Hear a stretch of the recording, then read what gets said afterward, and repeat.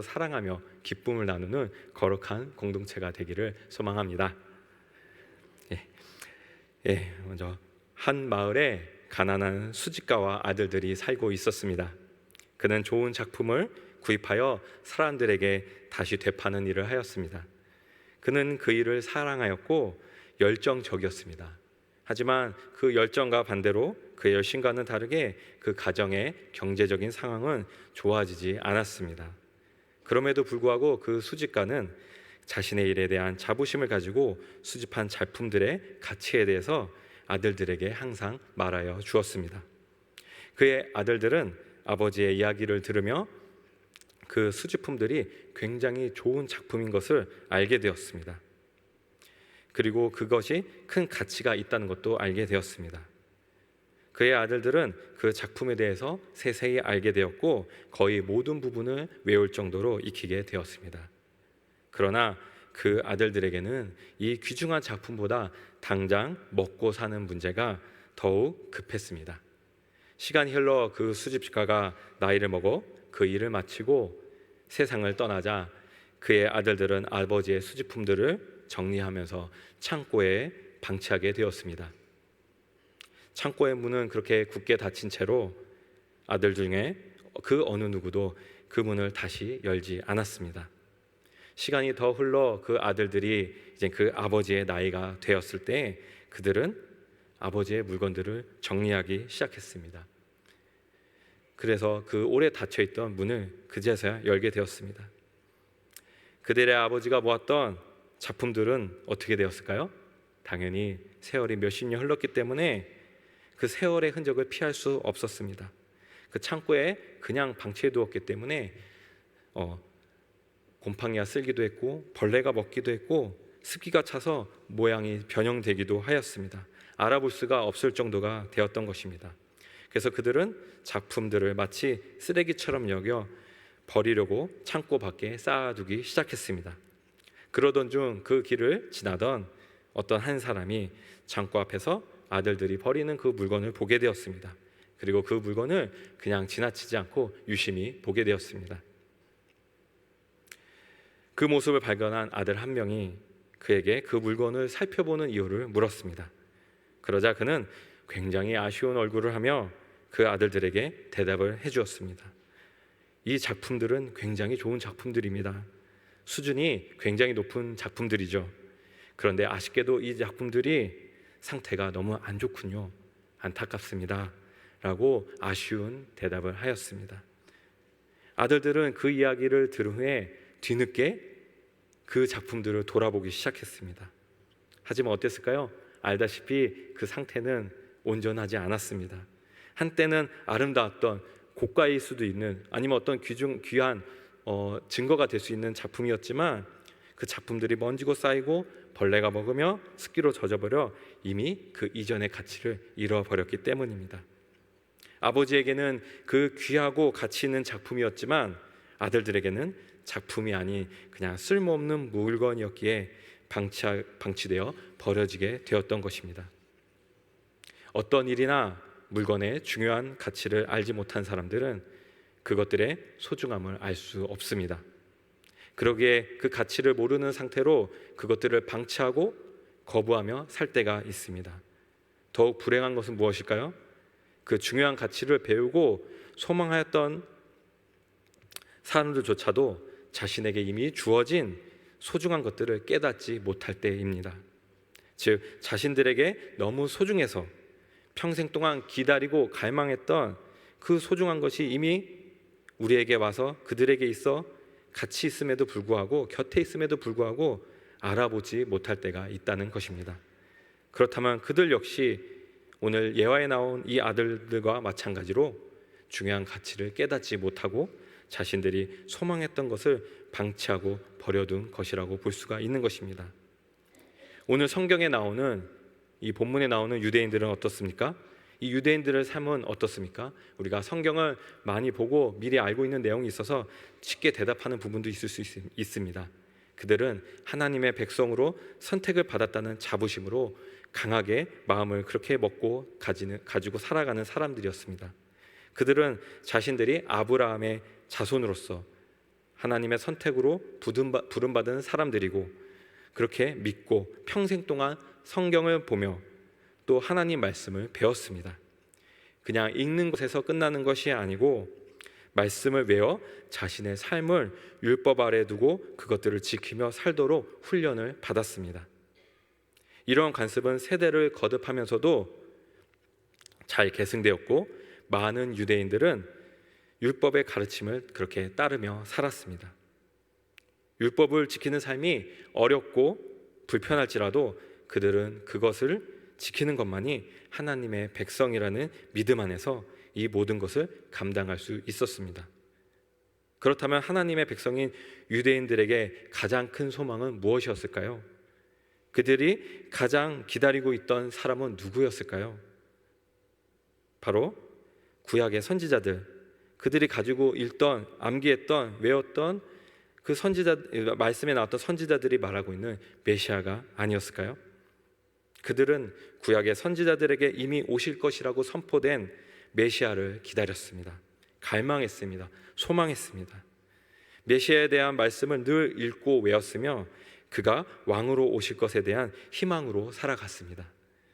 그들은 그렇게 간절히 메시아를 기다렸습니다. 베들레헴에서 한 아기가 태어납니다. 그는 성경의 말씀대로 동정녀 몸에서 태어나셨고, 그의 탄생을 축하하기 위해서 동방의 박사들이 와서 왕의 탄생을 축하하였습니다. 그는 바로 예수님이십니다. 예수님께서는 하나님의 아들로서 이 땅에 내려와 하나님 나라를 전파하며 사람들에게 복음을 전파하였습니다. 예수님께서는 이 땅에 오셔서 하나님 나라의 복음 전파와 죄인들의 죄사함 등 많은 기적들을 행하며 많은 사람들을 만났습니다. 사람들은 이렇게 놀라운 일을 행하신 예수님을 반겼습니다. 이 사람들 가운데는 예수님에 대해서 구약의 인물이나 세례 요한이라며 또 선지자라고 말하는 사람들도 있었습니다. 제자들 중에는 대표적으로 베드로가 고백했습니다. 주는 그리스도이시며 살아계신 하나님의 아들이라고 고백까지 하였습니다. 그런 예수님께서 예루살렘에 들어오셨습니다. 예수님은 스가랴의 말씀처럼 나귀 새끼를 타고 들어오십니다. 사람들은 종려나무 가지를 흔들며 크게 외칩니다. 호산나 다윗의 자손이여 찬송하리로다. 주의 이름으로 오시는 이여 가장 높여 호산나. 이렇게 더 큰 목소리를 높이며 종려가지를 흔들었고, 예수님께서 예루살렘에 들어가실 때 성이 소동하며 사람들은 예수님에게 주목하였습니다. 예수님이 예루살렘에 입성하는 그 순간에는 성에서 큰 축제가 난 것 같았습니다. 그렇게도 기다렸던 예수님이 입성하고 있었기 때문입니다. 그렇다면 자신들이 그렇게 소망하였던 예수님이 그들 앞에 나타났을 때 그들은 예수님을 바로 섬기고 그의 말씀을 따라서 살았을까요? 우리는 이미 성경을 통해서 알 수 있습니다. 아닙니다. 그들은 거부를 합니다. 그들은 예수님을 바로 알아보지 못하였고, 그의 등장이 더 이상 그들에게는 희망이고 소망이 되는 것이 아니었습니다. 그의 등장은 더 이상 그들에게는 그들은 몰랐습니다. 그들이 그렇게 기다리던 메시아를 못 알아본 것이죠. 그들이 그렇게 부르짖었던 다윗의 자손, 우리를 구원해 주실 구원의 왕을 몰라보았던 것입니다. 메시아로 오신 예수님을 알아보지 못한 그들에게는 예수님은 가치가 없었습니다. 그들에게 가치가 없는 예수님은 불편한 존재, 그리고 부담스러운 존재가 되었던 것입니다. 그래서 그들은 십자가로 예수님을 완강하게 거부하게 됩니다. 오늘날 어떻습니까? 모든 교회들은, 우리 모든 그리스도인들은 하나님께 영광을 올려드리기 위해 믿음으로 예배를 드리고 있습니다. 교회의 교인들은 하나님께 영광을 돌리기 위해 이 예배의 자리에 모여 믿음으로 공동체를 이루고 예배를 드리는 것입니다. 그뿐이 아닙니다. 말씀을 사모하여 예수님의 말씀을 더욱 알고자 성경 공부를 하기도 뜻을 통해서 성경 안에 있는 하나님의 말씀을 깨닫고 그 그 뜻을 삶에 적용하려고 노력을 합니다. 그래서 신앙인으로 더욱 성숙하여지고 더 나은 하나님의 백성으로 살고자 노력합니다. 또한 예배 시간 이외에도 기도 모임도 갖습니다. 많은 힘을 쓰고 있습니다. 교회에서 하는 여러 이런저런 행사는 어떻습니까? 크고 작은 행사들이 많이 있습니다. 늘 계획되어 있고 그 계획에 따라서 많은 성도들이 바쁜 와중에도 시간을 내어 봉사를 하고 있습니다. 그렇게 많은 수의 교인들이 예수님을 따라 예수님을 위해 살아가고 있다고 말하고 있습니다. 그러나 과연 이렇게 열심을 내는 교회 안에 성도들의 삶 가운데 예수님이 살아계시는 것을 우리가 한번 되물었으면 좋겠습니다. 우리들 안에 진정으로 예수님이 살아서 역사하고 계신지를 물었으면 좋겠습니다. 아니면 우리는 그분의 진정한 가치를 모른 채 예수님을 방치하고 있는지 한번 질문을 던져보았으면 좋겠습니다. 많은 교회를 출석하는 어떤 큰 교회에서 한 설문조사를 한 적이 있다고 합니다. 그 주된 내용은 그 교회를 섬기는 이유에 대한 것이었습니다. 익명을 철저하게 보장하였습니다. 그래서 성도들이, 교인들이 편하게 정말 내가 교회에 다니는 이유, 섬기는 이유를 적도록 해보았습니다. 솔직한 대답들이 나왔다고 합니다. 많은 성도들은 그 교회에 출석하는 이유를 거짓 없이 솔직하게 적어주었습니다. 어떤 사람은 그곳에서 많은 사람들이 있기 때문에 자신의 사업을 하는데 큰 도움이 되어 출석하고 있다라고 적은 사람도 있었습니다. 또 어떤 사람은 교인이라는 이유로 살아가는 데 있어서 필요한 것들을 조금 편하게 아니면 저렴하게 구입할 수 있기 때문이라고도 적기도 하였습니다. 제가 이 설문조사를 어떤 특정한 교회를 지칭할 수는 없지만 이 굉장한 솔직한 답변에 놀라기도 했지만 저 같으면 그렇게 솔직하게 못 적을 것 같기도 한데, 어쩌면 교회는 출석은 하지만, 이 예배 자리는 있지만 예수님께서 우리의 구주 되심을 진정으로 믿지 못하는 사람들이 있을 수 있다라는 것입니다. 교회를 마치 선한 행위를 하는 도덕적 집단이나 인간관계를 쌓을 수 있는 어떤 모임 중 하나로 보는 사람도 있을 것이라는 것입니다. 교회는 나오지만 이러한 사람들에게 예수님이 살아계실까요? 그들은 예수님에 대해서 제대로 알지도 못하고 마음을 열지도 않았다고 볼 수 있습니다. 그렇다면 예수님은 이들에게만 거부당하신 걸까요? 아닙니다. 교회 일을 열심히 하고 누구보다도 열정적이며 하나님의 말씀을 많이 알고 있고 또 날마다 기도하는 사람들 가운데서도 어쩌면 예수님을 거부하는 사람들이 있을 수 있습니다. 마치 오늘 성경에 나오고 있는 유대인처럼 말입니다. 우리들 가운데서도 예수님에 대한 믿음의 확신을 갖지 못하여 예수님의 가르침에 따르지 아니하고 그 구원의 길, 성화의 길에 있지 아니한 사람들이 존재할 것입니다. 성령의 역사에 대해서 영적 무지를 지닌 상태로 어떤 행위, 율법적인 행위로만 살아가는 그들 안에는 예수님이 구세주, 하나님의 아들, 또 구원의 왕으로 오시지 못하는 것입니다. 그들에게는 예수님이 중요하지 않습니다. 예수님의 가치에 대해서는 수없이 들어왔지만 그들에게는 진정으로 예수님이 필요하지 않게 된 것입니다. 예수님은 유대인들처럼 어쩌면 우리 안에 기독교인으로 산다고 말하는 사람들 가운데서 예수님을 거절한 상태로 율법, 어떤 행위에만 의존하며 살고 있는 사람들이 있을 것입니다. 그렇다면 그것은 예수님께서 그들 안에 살아계시지 못하고 거부당한 채 죽어 있는 것입니다. 예수님께서는 이스라엘 백성들에게 죽임을 십자가에 달리셨습니다. 십자가에 달리사 고난을 당하시고 죽으셨습니다. 이 땅에 오신 하나님의 독생자 예수는 그를 간절히 기다렸던 자들에 의해서 십자가에 달리셨습니다.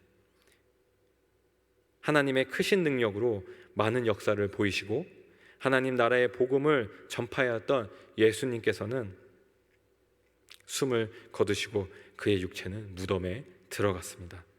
그를 따르던 제자들은 어떻게 했습니까?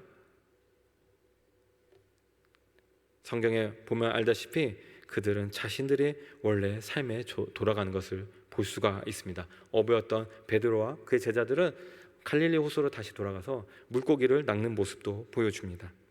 예수님이 죽으면 그들이 이전에 예수님과 함께 하였던 사역들이 마치 물거품처럼 사라져버리고 예수님이 계시지 않았던 것처럼 모두 제자리로 돌아간 것입니다. 예수님이 죽으시면서 마치 모든 것이 끝난 것 같았습니다. 그러나 하나님께서는 예수님을 사망의 고통에 오래 두지 아니하셨습니다. 예수님께서는 사망에 매여 있을 수 없는 분이시기 때문입니다. 그 이유는 무엇입니까? 예수님께서 연약한 우리를 대신하여 죄를 짊어지시고 대신 십자가에 죽으셨기 때문입니다. 그는 죽어야 할 이유가 없는 분이셨습니다. 히브리서 4장 14절에서 15절 말씀 같이 한번 읽어보도록 하겠습니다. 그러므로 우리에게 큰 대제사장이시 계시니 승천하신 이 곧 하나님의 아들 예수시라. 우리가 믿는 도리를 굳게 잡을지어다. 우리에게 있는 대제사장은 우리의 연약함을 동정하지 못하실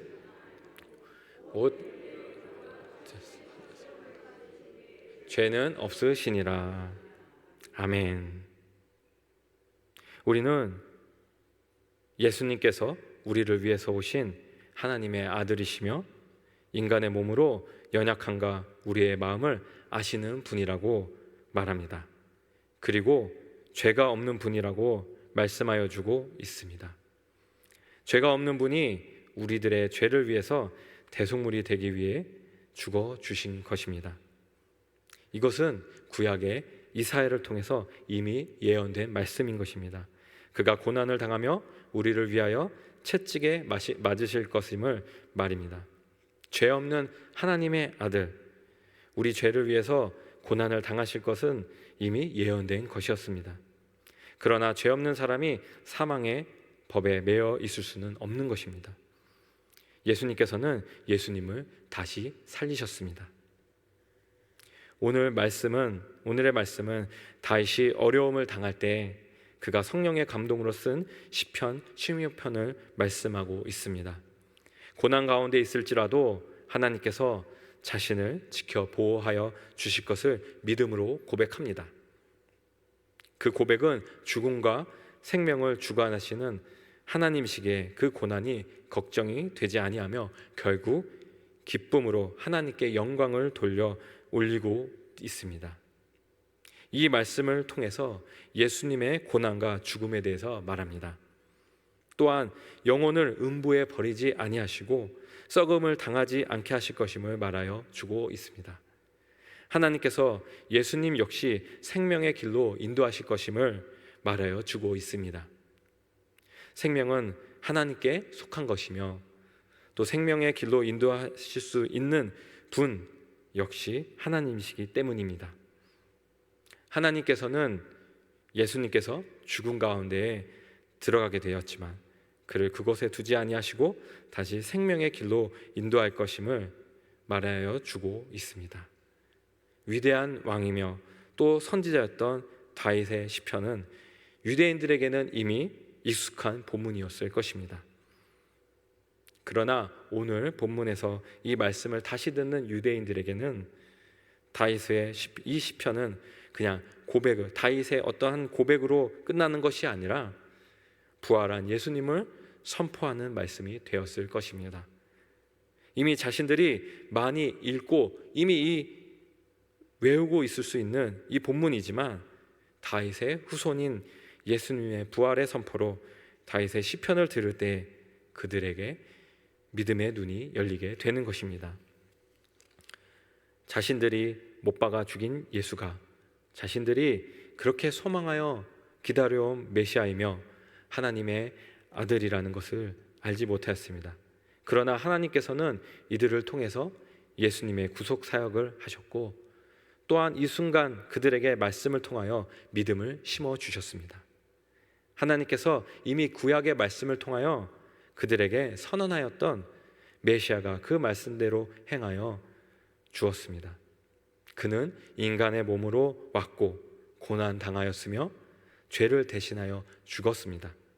그러나 그 죽음은 죄를 사하여 주기 위한 하나님의 계획이며 섭리였고 또한 하나님의 권능으로 말미암아 예수님은 다시 사셨습니다. 그리고 그 부활에 대한 믿음을 오늘 유대인들에게도 심기어 주셨습니다. 유대인들은 자신들의 모습을 믿음으로 돌아보자 메시아를 거절하고 죽이게 된 사람인 것을 발견하게 됩니다. 오늘 본문 뒤에 나오는 37절의 말씀에서는 그들이 베드로와 다른 사도들에게 도움을 구하는 것으로 그 모습을 확인할 수가 있습니다. 예수님의 죽음과 다시 사심에 대해서 믿지 못하는 사람들이 있을 수 있습니다. 이미 언급한 것처럼 기독교인으로서 교회 일을 열심히 하며 겉으로는 훌륭한 그리스도인으로 보일 수 있지만 어쩌면 그 안에 부활의 믿음이 없을 수 있다는 것입니다. 아직은 예수 그리스도를 인격적으로 만나지 못하고 예수님에 대한 믿음이 없을 수 있습니다.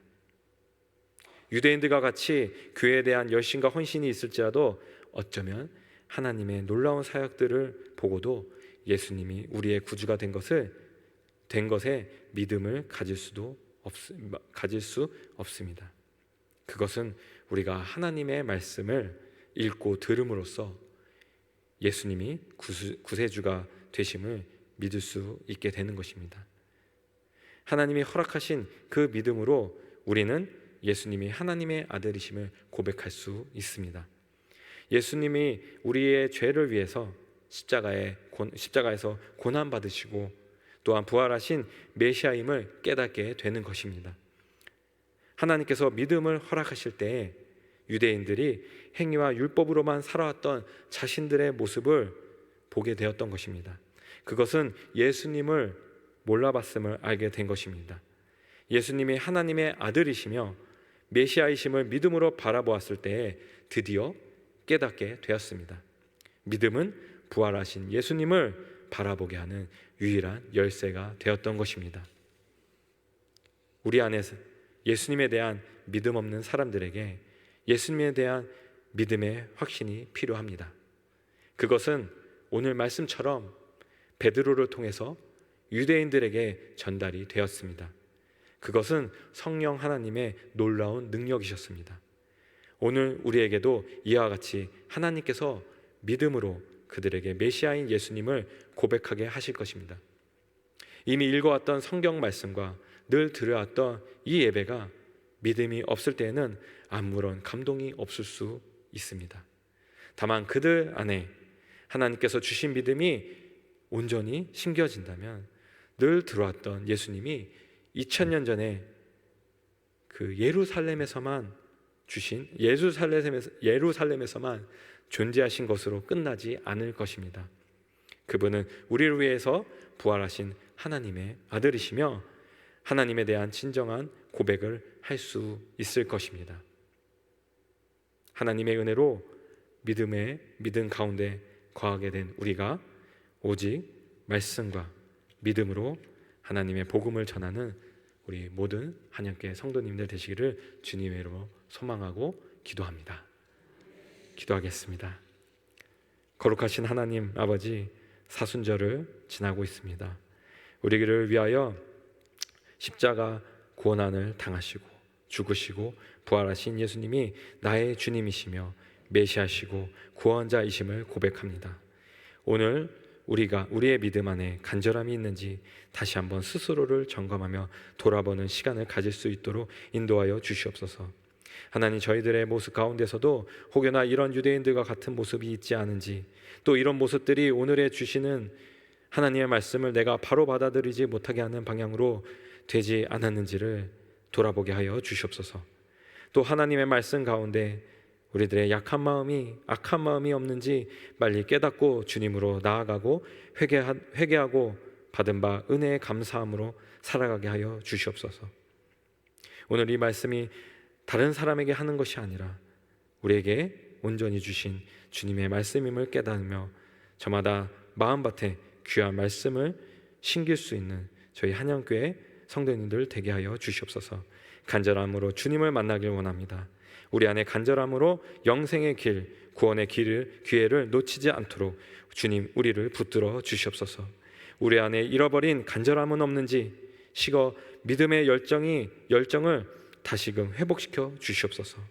우리 주님의 그 크신 사랑을 저희들이 다시 한번 생각하게 하시고, 사순절을 통하여 저희들이 자기를 버리고 우리 자신을 버리고 우리에게 주어진 십자가를 지고 주님을 따르게 하시며, 경건하고 겸손한 마음으로 죽음까지 낮아지신 우리 주님을 바라보는 귀한 사순절로 저희들을 축복하여 주시옵소서.